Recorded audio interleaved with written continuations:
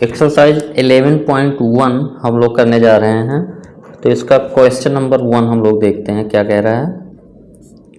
यदि एक रेखा x Y और जेड अक्ष के साथ क्रमशः 90 डिग्री, 135 डिग्री और 45 डिग्री के कोण बनाते हैं तो इसकी दिक् कोसाइन ज्ञात कीजिए।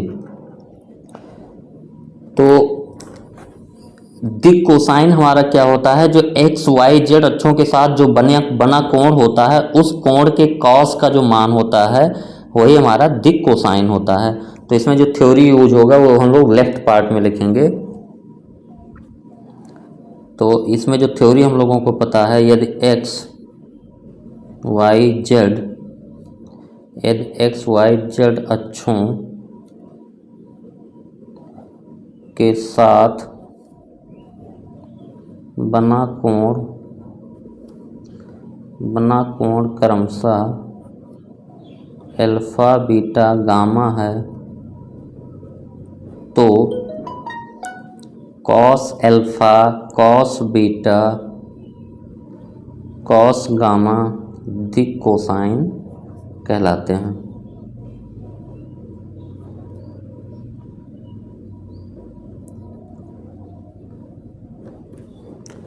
तो एक्स वाई जेड अक्षों के साथ बना कोण हमारा अगर अल्फा बीटा गामा है, किसी भी धनात्मक अक्षों के साथ एक्स वाई जेड धनात्मक अक्षों के साथ किसी भी रेखा या किसी भी सदिश का अगर बना कोण हमारा अल्फा बीटा गामा है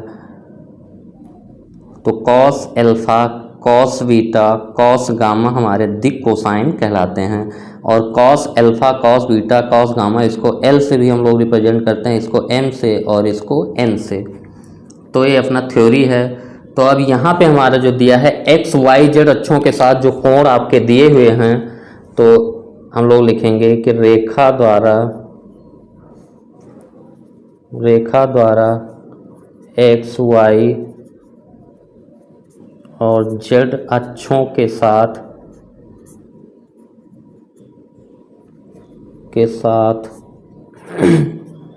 बना कोण 90 डिग्री, 135 डिग्री, 45 डिग्री है। अतः रेखा की दिक् कोसाइन एल एम एन से रिप्रेजेंट करते हैं हम लोग। तो एल इक्वल टू हो जाएगा कॉस 90 यानी कॉस 90 की value 0 and m equal to cos 135। और कॉस 135 की वैल्यू हम लोग याद नहीं रखते, बस केवल क्या करते हैं इसको 90 डिग्री प्लस 45 डिग्री कर लेंगे। तो यहाँ से m बराबर cos 90 plus theta minus sine theta होता है तो माइनस साइन 45, यहाँ से m हमारा आ गया -1/√2। n हमारा क्या हो जाएगा 45 डिग्री है तो n equal to cos 45 degree. तो यहाँ से हमारा जो n की वैल्यू आ गई 1/√2। तो यहाँ से हमारा रेखा का दिक् कोसाइन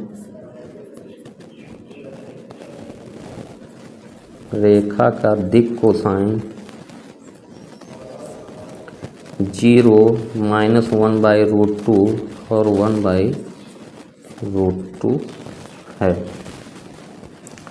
तो सिंपल सा कॉन्सेप्ट इसमें लगा है कि अगर किसी भी रेखा या सदिश द्वारा धनात्मक एक्स वाई जेड अक्षों के साथ बना कोण अल्फा बीटा गामा हो तो cos alpha cos beta cos gamma हमारे दिक् कोसाइन कहलाते हैं। तो ये फर्स्ट क्वेश्चन हम लोगों का कंप्लीट हुआ। अब दूसरा क्वेश्चन हम लोग पढ़ते हैं। एक रेखा की दिक् कोसाइन ज्ञात कीजिए जो निर्देशांकों के साथ समान कोण बनाती है।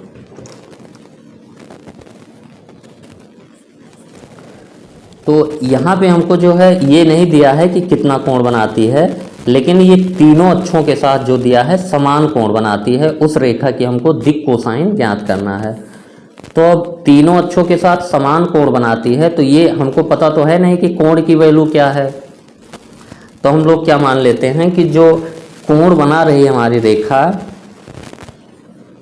जो है वो एक्स अक्ष के साथ थीटा अगर बना रही है तो वाई अक्ष के साथ भी थीटा बना रही होगी और जेड अक्ष के साथ भी थीटा बना रही होगी।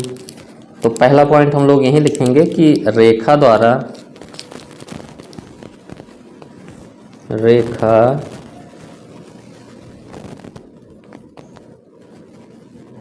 निर्देशांकों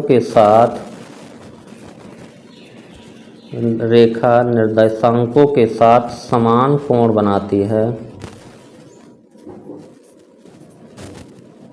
बनाती है माना बना कोण, जो कोण है निर्देशांकों के साथ, ये थीटा है। तो दिक् कोसाइन हमारा क्या हो जाएगा? दिक् कोसाइन रेखा की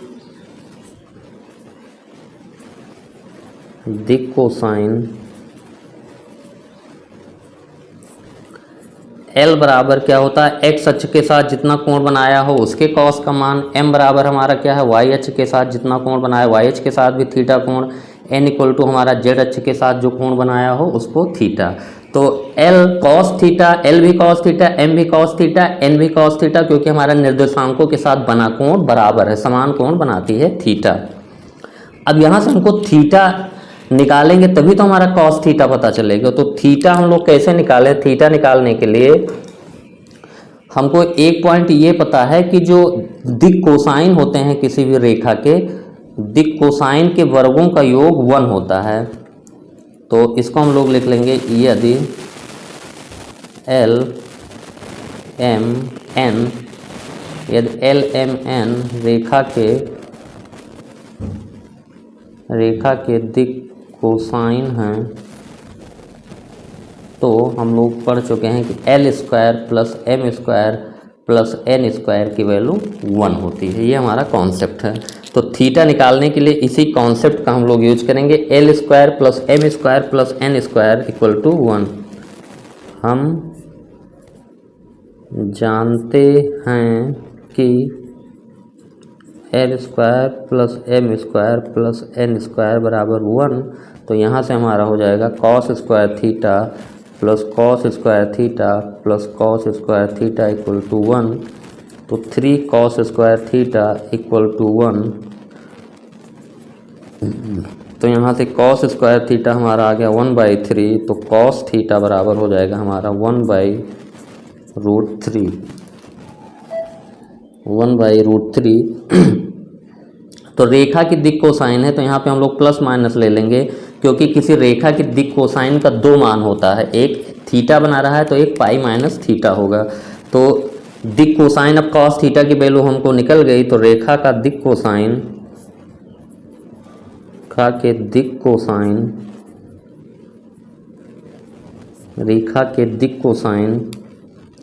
तो कॉस थीटा हो गए, तो हमारा ये हो जाएगा प्लस माइनस 1/√3 कामा प्लस माइनस 1/√3 कामा प्लस माइनस 1/√3 होंगे।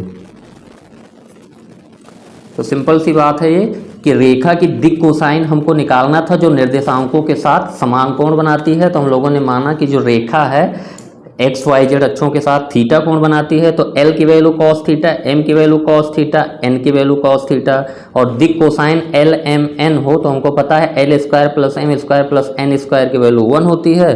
तो L square plus M square plus N square equal to 1 use करके हम लोग L M N की वैल्यू रख दिए। तो यहाँ कॉस थीटा की वैल्यू प्लस माइनस 1/√3। तो हमारे दिक् कोसाइन L M N हो क्या हो गया? Plus minus 1/√3 1/√3 1/√3। ये दूसरा क्वेश्चन हम लोगों का कंप्लीट हो गया। तीसरा क्वेश्चन हम लोग देखते हैं क्या दिया है कि यदि एक रेखा के दिक् अनुपात -18 12 -4 हैं तो इसकी दिक् कोसाइन क्या होगी? तो इसके लिए जो थ्योरी हम लोगों को पता है कि अगर थ्योरी यहाँ जो है दाएं पार्ट में लिख देता हूँ, यदि रेखा के दिक् अनुपात A, B, C हैं, तो रेखा के दिक् कोसाइन L बराबर हमारा जो होता है वो A/√3 under root A square plus B square plus C square, M equal to हमारा होता है बी अपान अंडर रूट ए square plus B square plus सी स्क्वायर, और एन की वैल्यू होती है सी अपान अंडर रूट ए square plus B square plus सी square, ये होते हैं। यानी अगर किसी भी रेखा के दिक् अनुपात ए बी सी पता हो तो हम लोग उससे जो है दिक् अनुपात एल एम एन की वैल्यू निकाल सकते हैं, और एल एम एन का जो फार्मूला होता है एल इक्वल टू होता है A upon under root A square plus B square plus C square. तो यहाँ पे हमारा रेखा का दिक् अनुपात दिया है, रेखा के दिक् अनुपात -18, 12, -4 हैं। तो यानी a इक्वल टू हमारा क्या है -18 और b इक्वल टू हमारा है 12 और c इक्वल टू है -4।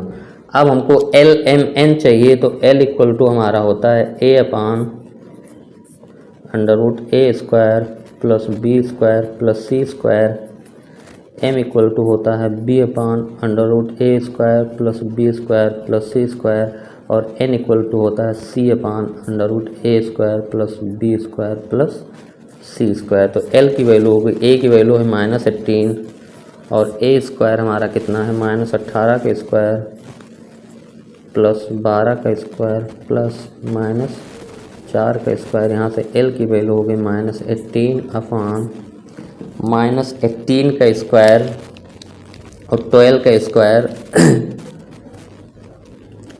तो ये हो जाएगा 324 प्लस 144 प्लस 16। तो यहाँ से L इक्वल टू हो गया -18 बार 18 अपान 324 144 और 16, 6 4 10 14, हासिल 1 2 4 2 6 2 8 और 1 484 -18 अपान अंडर रूट, ये देखिए -18 अपान अंडर रूट 484 और 484 हमारा 22, इसका वर्गमूल हो जाएगा 22। तो ये हो जाएगा हमारा -18 अपान 22। तो L की जो वैल्यू आ गई -18 अपान 22, तो इसको अगर हम लोग काट दें हमारा जो 2 से, तो -9/11 हो गया। m की वैल्यू हमारी हो जाएगी b अपान, b हमारा 12 है, 12 अपान 22। तो यहाँ से ये 6 अपान 11 और n की वैल्यू हमारी होती है c यानी -4 अपान 22। तो यहाँ से n की वैल्यू हो गई -2/11। तो दिक् कोसाइन हमारा हो गया -9/11 कामा m की वैल्यू 6/11, n की वैल्यू -2/11। ये हमारा क्या हो गया दिक् कोसाइन। तो सिंपल सी बात है, अगर दिक् अनुपात ए बी सी पता हो तो दिक् कोसाइन निकालने का फार्मूला हमारे पास है। एल हमारा होता है a upon under root A square plus B square plus C square, m ये होता है, एन ए होता है। इसी फार्मूले का यूज कर लिया हम लोगों ने। तो क्वेश्चन 3 ये हम लोगों का खत्म। क्वेश्चन 4 हम लोग देखते हैं कि दर्शाइए कि बिंदु 2 3 4 -1 -2 1 5 8 7 संरेख हैं।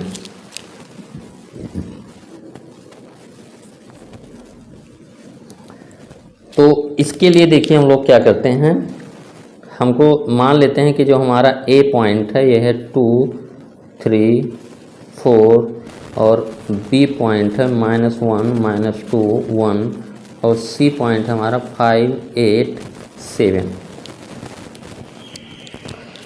तो एक कॉन्सेप्ट जो है, सबसे पहला जो इसमें कॉन्सेप्ट यूज होगा, देखिए हम लोग क्या यूज करेंगे।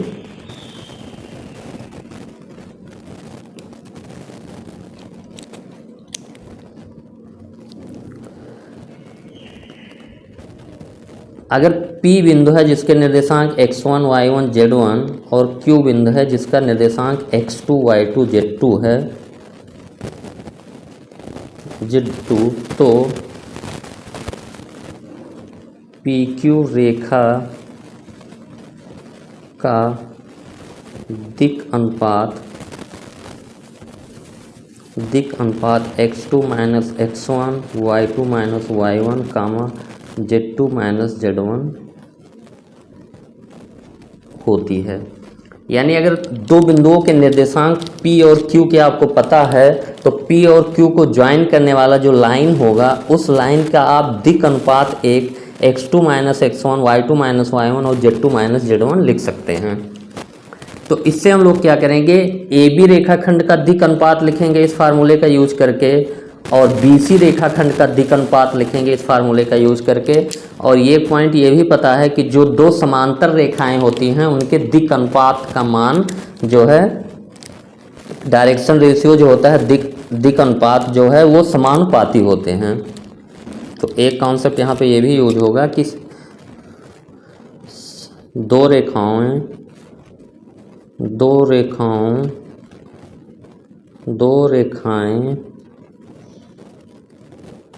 के दिक अनुपात, दो रेखाओं के दिक अनुपात अगर समानुपाती हैं तो रेखाएं समांतर होती हैं, और इसका उल्टा भी सही है।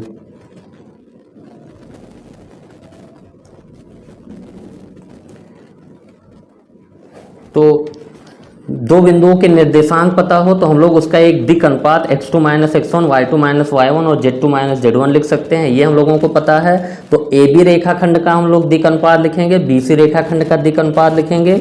अगर दोनों के दिक अनुपात का अनुपात बराबर आता है तो AB और BC समानुपाती होंगे, और AB और BC समांतर होंगे। और AB और BC समांतर कैसे हो सकते हैं, जब आपका AB, चलिए पहले देख लेते हैं, रेखाखंड AB का दिक अनुपात, ये क्या हो जाएगा, -1 -2 कामा -2 -3 कामा 1 -4, यानी ये हमारा -3 -5 और ये -3 है, ये हमारा आ गया। फिर BC रेखाखंड BC का दिक अनुपात हम लोग लिखते हैं, रेखाखंड BC का दिक अनुपात ये हो जाएगा हमारा y2 माइनस y1 यानी 5 -1 कामा 8 -2 कामा 7 -1। तो ये हमारा हो गया 5 + 1 6, 8 + 2 10, 7 - 1 6 है। तो AB और BC के दिक अनुपात हमको मिल गया। जो AB रेखाखंड है इसका दिक अनुपात हमारा है -3 -5 -3, और जो BC है इसका दिक अनुपात 6 10 6 है। अब इनके दोनों दिक अनुपात का जो दिक अनुपात हमारे आए हैं इनका अनुपात देखते हैं। तो -3/6 करते हैं तो ये क्या आ गया, -1/2, और फिर -5/10 करते हैं, -5/10 करते हैं तो ये भी हमारा आ गया -1/2, और -3/6 करते हैं तो ये भी -1/2।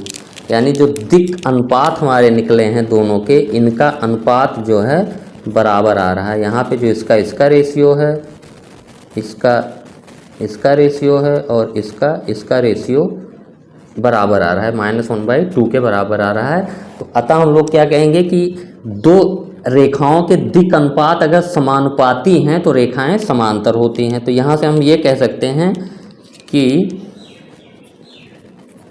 रेखा AB और BC के दिक अनुपात समानुपाती हैं, अतः AB समांतर BC होगा।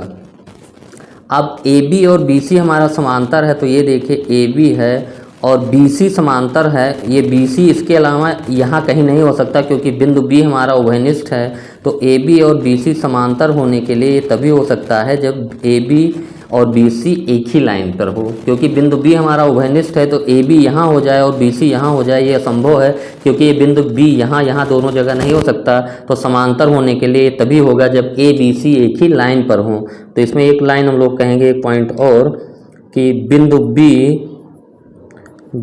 B उभयनिष्ठ है, अतः ABC संरेख होंगे। तो ये हमारा क्वेश्चन नंबर 4 हो गया। क्वेश्चन नंबर 5 हम लोग करते हैं। त्रिभुज की भुजाओं की दिक् कोसाइन ज्ञात कीजिए। ये त्रिभुज के शीर्षों के निर्देशांक हमको पता हैं। तो कोई त्रिभुज हम लोग ऐसे सपोज कर लेते हैं, मान लेते हैं ये पॉइंट A है, ये B है, ये C है। A के निर्देशांक 3, 5, -4, B के निर्देशांक -1, 1, 2, C के निर्देशांक -5, -5, 2। अब ये भुजाओं के दिक् कोसाइन ज्ञात करने हैं हमको।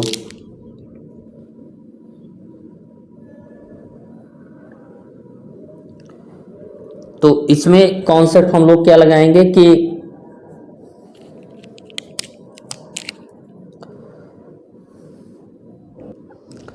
सिंपल सा कॉन्सेप्ट हम लोगों को पता है कि अगर दो बिंदु A और B हैं जिनके निर्देशांक आपको पता है x1, y1, z1, और B है जिसका निर्देशांक x2, y2, z2 है,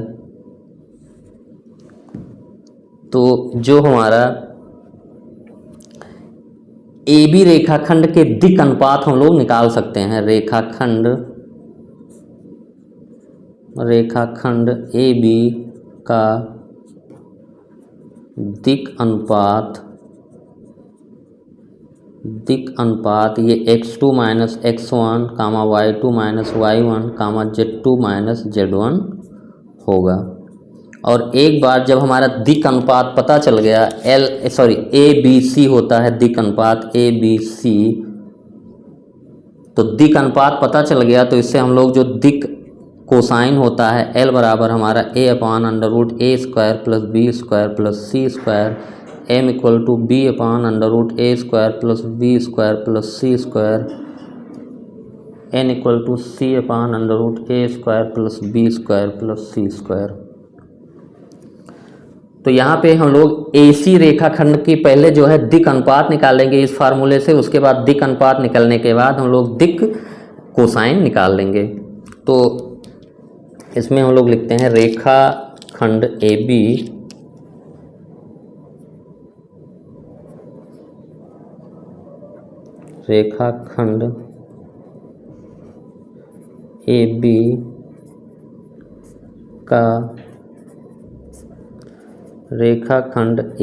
का दिक् अनुपात।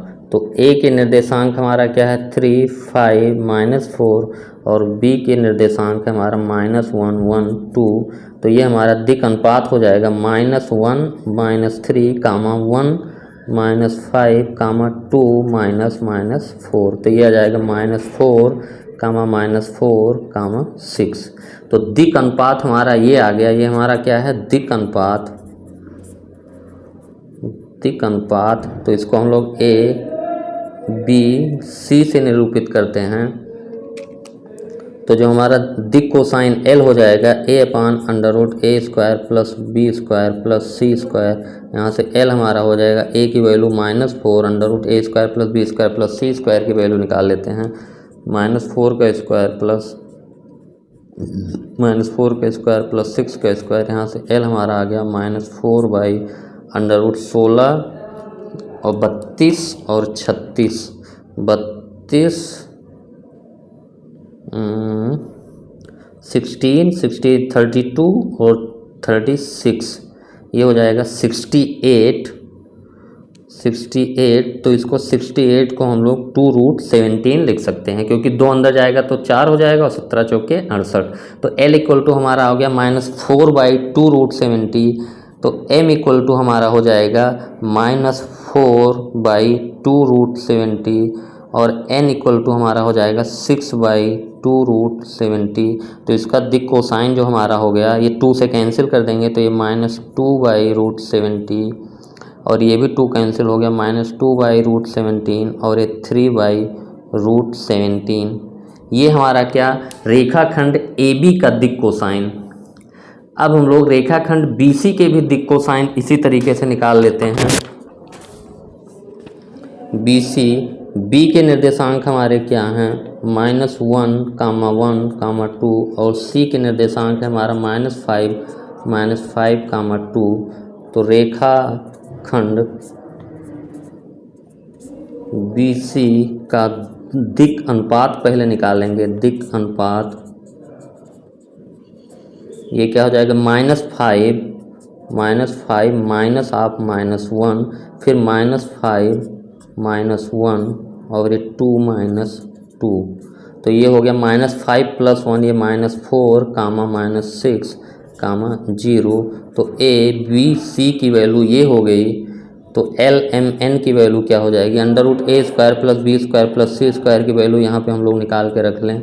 A² -4 का स्क्वायर प्लस -6 का स्क्वायर प्लस 0 के स्क्वायर, 36 + 16, ये √52 हो गया।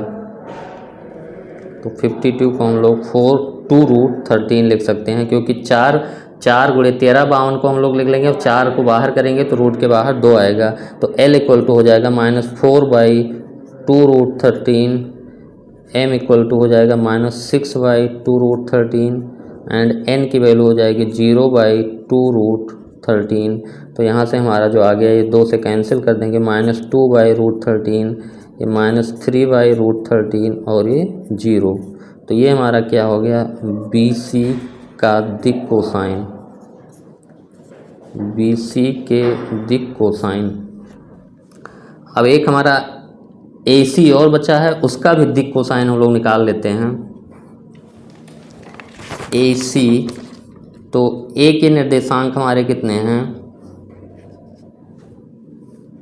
A का निर्देशांक है हमारा 3, 5, -4, और C के निर्देशांक -5, -5, 2। तो रेखा AC का दिक अनुपात ये हो जाएगा -5, -3, -5, -5, 2, -4। तो ये हो गया -8, -10, और -2 + 4, तो ये 6। तो A, B, C की ये वैल्यू आ गई। हम लोग A² + B² + C² का अंडर रूट निकाल के रख लें, तो इसकी वैल्यू हो जाएगी -8 का स्क्वायर प्लस -10 का स्क्वायर प्लस 6 का स्क्वायर। तो दिस इक्वल टू 64 + 100 + 36।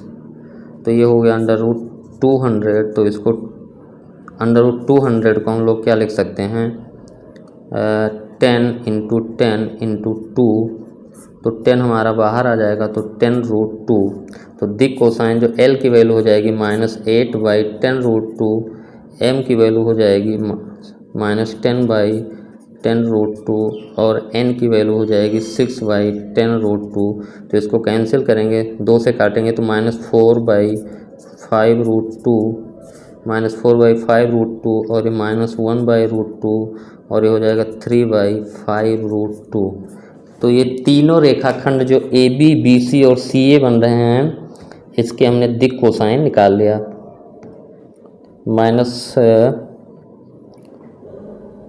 तो एक हमारा आया है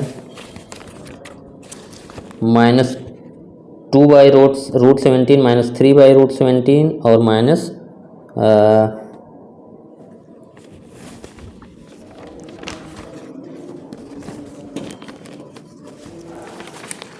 AB का दिक अनुपात हमारा आया है AB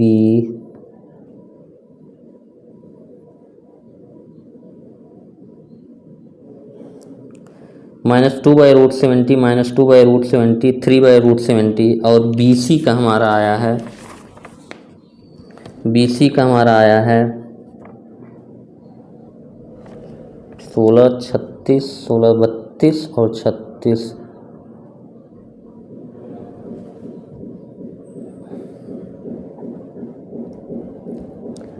सी ए का माइनस, ये थोड़ा सा हमारा हल्का सा जो एक क्वेश्चन में एक मिस्टेक हो गया था, यहाँ पे -2 था आपका, जो यहाँ पे 2 हम लोगों ने लिखा था ये -2 था, यानी जो सी का निर्देशांक है ये -2 होगा। तो इससे हमारा जो ए बी वाला आया है, तो ए बी वाले में कोई परिवर्तन नहीं आएगा, लेकिन बी सी वाले में थोड़ा सा चेंज आ जाएगा। जब ये -2 हो जाएगा तो ये लास्ट वाला -2 ये -4 हो जाएगा, ये -4, तो ये -4 का स्क्वायर ऐड होगा। -4 का स्क्वायर यहाँ पे 16, 32 और 36 68 हो जाएगा ये। तो ये हमारा √68 हो जाएगा। तो 17 चौका 68, तो 2√17 ये हमारा हो जाएगा। तो ये -4/2√17 और ये -6 और ये हमारा हो जाएगा -4/2√17। तो यहाँ से हमारा ये हो जाएगा -2/√17 और ये -3/√17 और ये हमारा हो जाएगा -2/√17। तो AC वाले में भी हम करेक्शन कर लेंगे। ये जब -2 हो जाएगा तो लास्ट वाला जो -2 तो ये -2 + 4 मिलके हमारा क्या हो जाएगा, ये 2 हो जाएगा। तो यहाँ पे ये 2 का स्क्वायर हो जाएगा, तो 64, 164 और 4 168 हो जाएगा ये √168।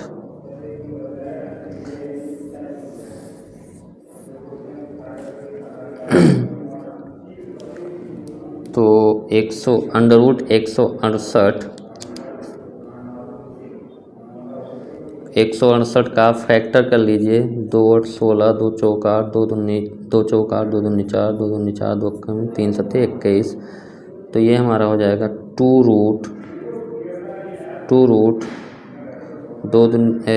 3 दूनी 6 7 42, 2√42 हो जाएगा ये। तो ये हम हो जाएगा -8/2√42 -10/2√42 और ये 2/2√42। तो सिंपल सा, इसमें कोई दिक्कत नहीं है। आप एक ये समझ लीजिए बस कि जो है दिक् कोसाइन, अगर बिंदु A और B के निर्देशांक आपको पता हो x1 y1 z1 और x2 y2 z2, तो हम लोग जो रेखाखंड AB का दिक् कोसाइन लिख सकते हैं x2 - x1 y2 - y1 और z2 - z1। तो ये दिक् कोसाइन हमारा ABC से प्रदर्शित हो, दिक् अनुपात है ABC से। और उसके बाद जब हमको एक बार दिक् अनुपात ABC पता चल गया तो L बराबर A/√A² + B² + C² M = B/√A² + B² C² and N = C/√A² + B² + C² से हम लोग दिक् कोसाइन का मान निकाल लेते हैं। तो AB के लिए हम लोग A का निर्देशांक और B का निर्देशांक लिख लिया, इसका दिक् कोसाइन दिस माइनस दिस और दिस माइनस दिस और ये Z माइनस इससे ये हो गया। तो दिक् अनुपात ये हमारा ABC पता चल गया।